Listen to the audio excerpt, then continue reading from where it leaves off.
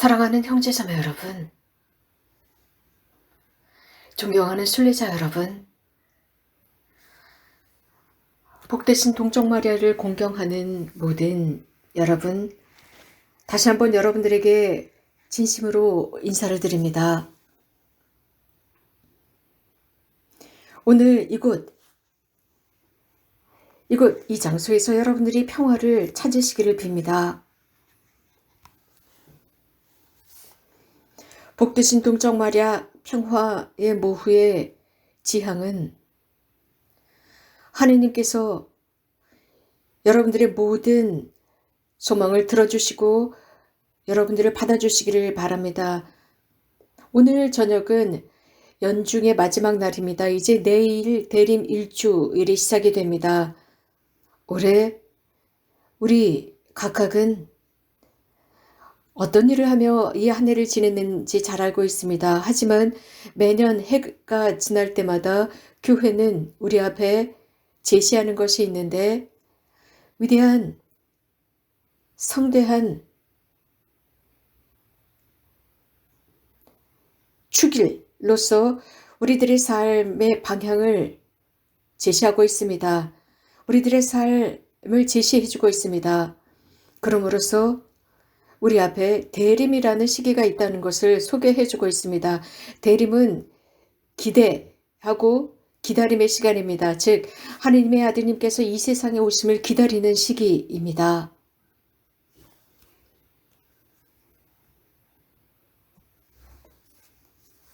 우리 신자들은 하느님께서 우리들에게 주신 그 시간을 세 부분으로 나눌 수 있습니다. 세상의 창조, 세상의 창조의 순간에서부터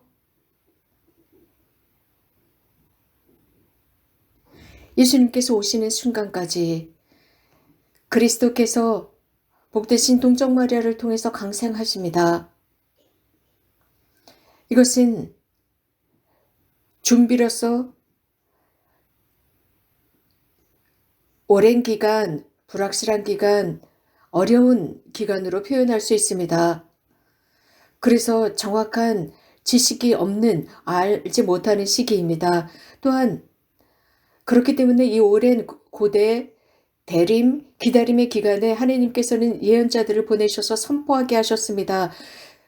즉 앞으로 오시게 될 그분, 구원을 가져다 주실 그분께서 오시리라는 것을 예언하는 예언자들을 보냈습니다. 이것이 바로 두 번째 시기입니다. 조그마한 곳 나자릿이라는 마을에 하느님께서는 대천사를 보내셔서 복되신 동정 마리아에게 하느님의 아들 예수를 낳을 것이라는 것을 전하게 했습니다. 이것은 하느님의 아들이시며 인간적인 자연스러운 방법으로 잉태할 것이지만 하느님의 권능을 통해서, 즉 성령을 통해서 잉태할 것이라는 소식을 선포하도록 합니다. 세 번째 부분은 예수님의 탄생입니다. 그래서 예수님의 탄생에서부터 재림의 순간까지입니다. 우리가 살고 있는 이 시기입니다. 오늘 우리는 1독서와 2독서를 통해서 경고를 들었습니다. 조심하라는 경고입니다. 그래서 지속적으로 기도하라는 말씀을 하십니다. 이유는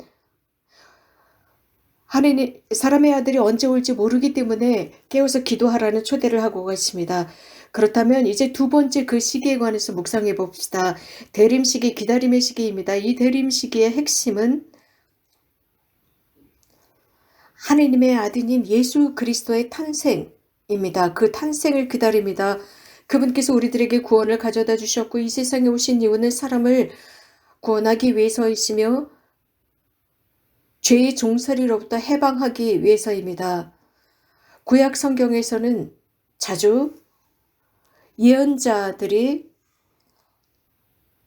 하느님의 백성에게 예언하는 모습을 보여주고 있는데, 특별히 하느님의 백성이 하느님으로부터 멀어지는 순간마다 그들은 예언했습니다. 혹은 하느님의 백성이 하느님을 잊어버리는 순간마다 예언자들은 예언을 해왔습니다.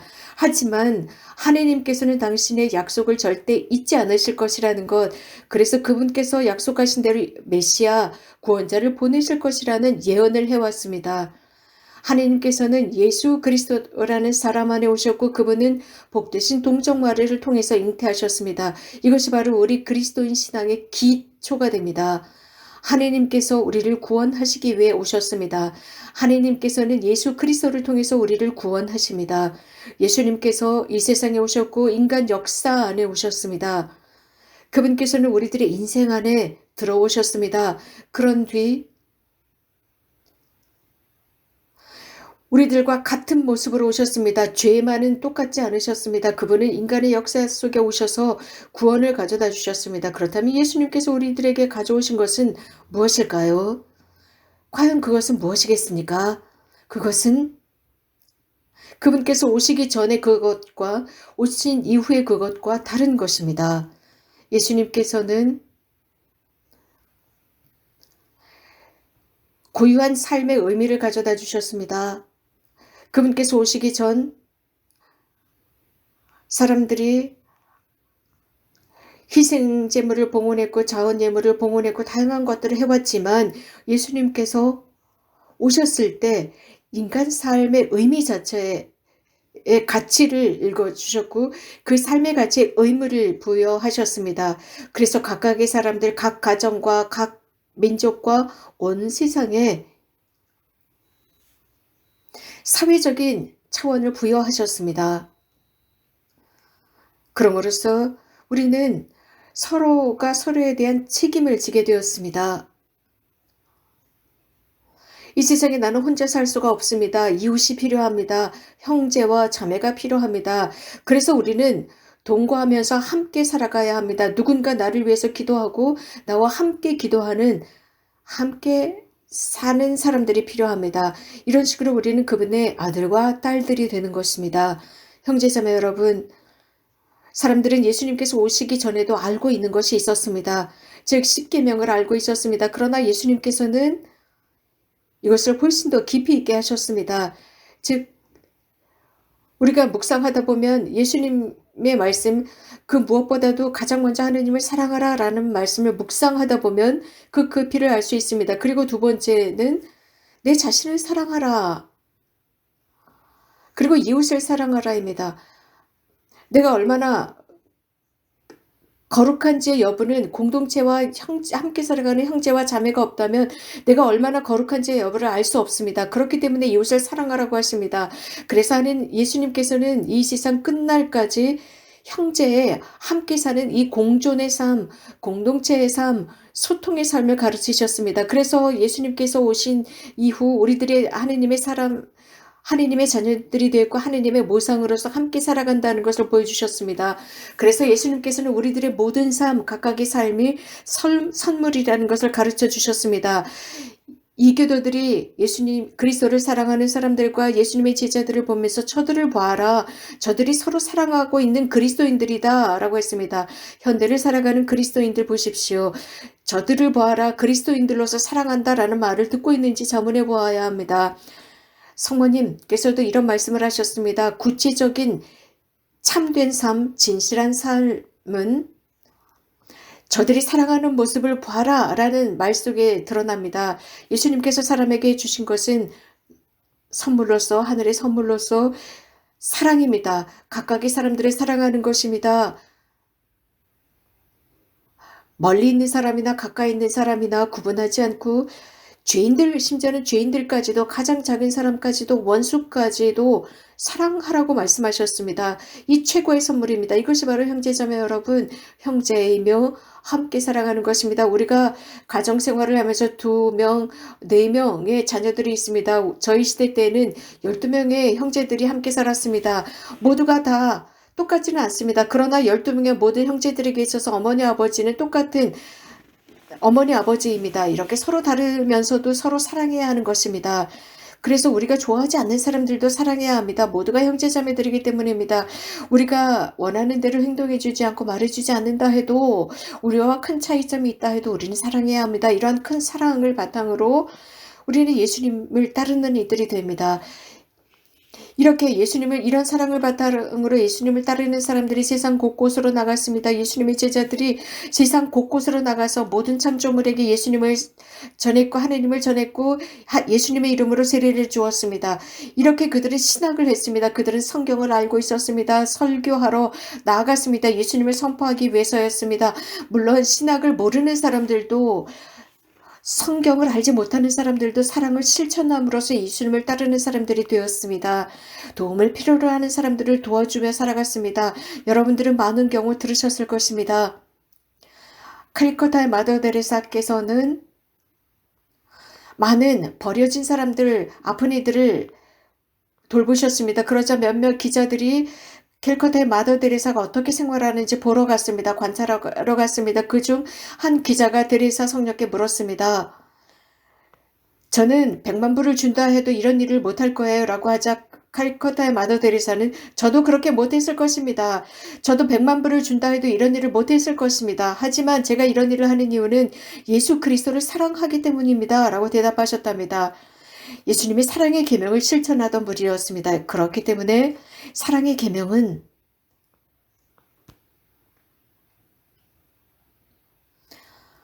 역동성을 지녀야 합니다. 활동해야 합니다. 우리는 이 하나님의 사랑을 위해서 우리는 투쟁하지 않으면 안 됩니다. 매번 우리가 약해질 때 사랑을 위해서 싸워야 합니다. 내가 싫어하는 사람이 있더라도 인사하고 사랑하고 도와줘야 합니다. 예수님께서 주시는 그 사랑은 충만한 신뢰를 포함하고 있습니다. 충만한 희망을 담고 있기 때문입니다. 하나님께서 우리를 절대 버리지 않으실 것이라는 신뢰. 우리가 많은 어려움이 있습니다. 이 세상에 얼마나 많은 난관이 있습니까? 그 많은 어려움들을 우리가 세세히 세어볼 수 없을 정도로 많습니다. 우리 각자 안에도 많은 문제들이 있습니다. 그럼에도 불구하고 하나님께서는 우리를 버리시지 않습니다. 여기에 바로 투명한 원천이 있습니다. 미사입니다. 이 미사를 통해서 우리는 영적으로 그 사랑의 양분을 얻습니다. 미사 대리밀주를 시작하고 있습니다. 이 대리밀주를 시작하면서 마지막 시대에 관해서 언급하고 재림에 관해서 언급하고 마지막 시대가 올 때 여러 가지 표징에 관해서 언급하는 것도 이상하게 느껴질 수 있습니다. 그러나 여기에는 분명한 이유가 있습니다. 모든 독서 말씀에는 우리들에게 경고하고 있습니다. 깨어서 끊임없이 기도하라고 요구하고 있습니다. 왜냐하면 주님께서는 우리가 아무도 생각하지 않은 그 시간, 우리가 기대하지 않았던 그 시간에 오실 것이기 때문이라고 했습니다. 1915년 우리 모두가 잘 알고 있습니다. 아틀란트 바다에 타이타닉 배가 침몰했습니다. 인간적으로 생각하기에 이것은 정말 도저히 있을 수 없는 일이었습니다. 그러나 그 배는 침몰했습니다. 당시 인류 역사의 대단한 비극이었습니다. 그러나 일어난 현실이었습니다. 그런데 몇 주가 지난 뒤에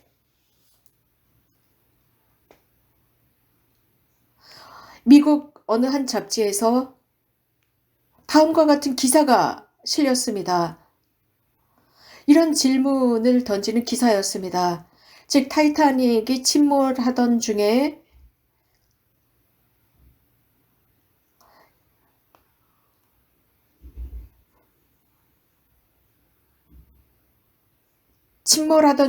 여러분들은 긴 의자를 가지고 가서 선탠을 하고 있었을 것입니다. 만약 침몰하고 있었다면 여러분들은 그런 일을 하지 않으셨겠죠. 그 타이타닉 배가 침몰하고 있을 때 사람들은 침몰하는 것도 몰랐을 것입니다. 아무도 몰랐습니다. 그것이 침몰이라고는 당시에 누구도 상상할 수 없었습니다. 사람들은 모두 자신들의 힘으로 무엇인가를 할 수 있다고 생각합니다. 그러나 또 하느님께서 돈이 되었습니다. 달러가 되었습니다. 자신들의 이익을 창출하는 것으로 전락해 버렸습니다. 여러 가지 다양한 팬데믹이 세상을 휩쓸고 있었습니다. 그런데 이러한 팬데믹, 이러한 코로나19를 가지고 이익을 얻는 사람들이 있습니다. 그러나 도대체 이것이 무엇이냐라고 묻고 있는 와중에 또 다른 코로나 팬데믹이 있다는 것입니다. 한 예로 우리가 살고 있는 도시를 봅시다. 특히 서양의 도시들을 봅시다. 예를 들어서 젊은이들이 마약 중독에 시달리고 있습니다. 노름에 빠져들고 있습니다. 알코올 중독이라는 팬데믹에 빠져들고 있습니다. 불륜에 빠져들고 있습니다.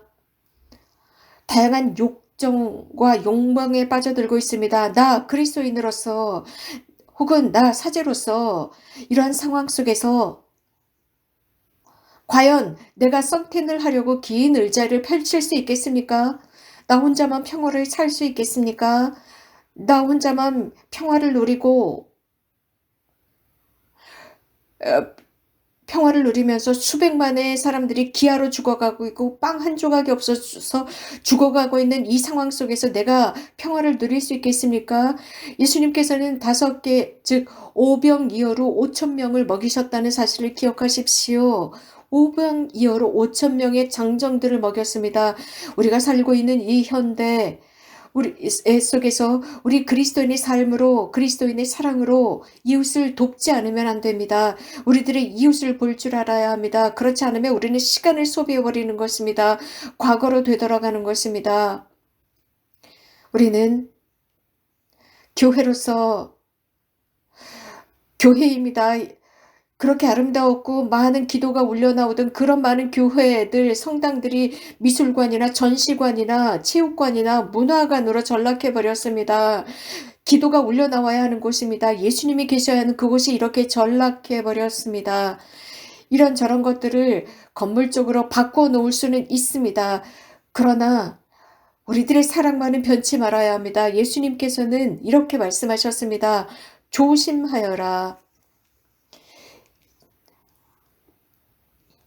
생각으로만 물질적인 것에 너희들의 삶을 소비하지 않도록 조심해라. 이 모든 것은 사라질 것이다.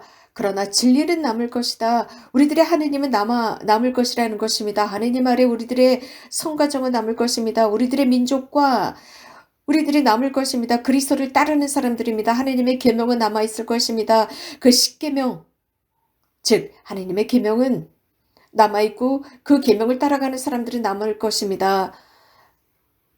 우리가 막 시작하고 있는 이 대림이 우리를 위한 또 우리가 걸어가야 하는 길로 남아 있도록 합시다. 그럼으로써 하느님의 아드님께서 탄생하시는 그곳까지 도달하도록 노력합시다. 그럼으로써 하느님께서 우리들을 위해서 우리들을 구원하시기 위해서 오셨다라고 외칠 수 있는 길이 되도록 합시다. 그리스도께서는 사람을 구원하시기 위해서 오셨습니다. 그래서 하늘과 땅이 함께 이렇게 선포할 수 있도록 합시다. 우리들의 마음, 우리들의 삶 속에서 말로만이 나오는 것이 아니라 우리들의 마음과 삶 속에서 흘러나오는 신앙이 되도록 합시다. 그 신앙이 실현될 것입니다. 이렇게 살 때 말입니다. 그래서 예수님께서는 이를 위해서 깨어서 기도하여라 라고 말씀하신 것입니다. 사람의 아들이 언제 올지 아무도 모른다 라고 하셨습니다. 예수님, 이렇게 살 수 있도록 저희에게 힘을 주셔서 사모님 평화의 모이신 마리아시여 저희들의 변호자 도움이 되어 주소서. 아멘. 예수 그리스도를 찬미합시다.